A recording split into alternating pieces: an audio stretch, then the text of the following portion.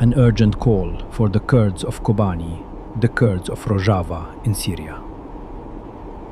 Do you hear it?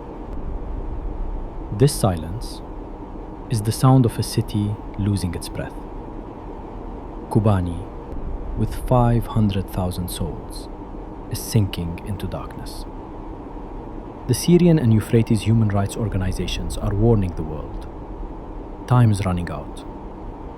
There is no water, no electricity.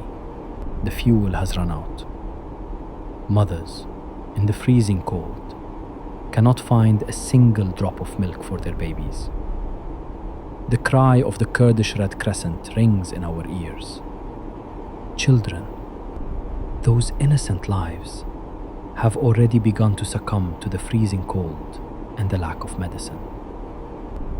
This is not just a statistic. This is a catastrophe.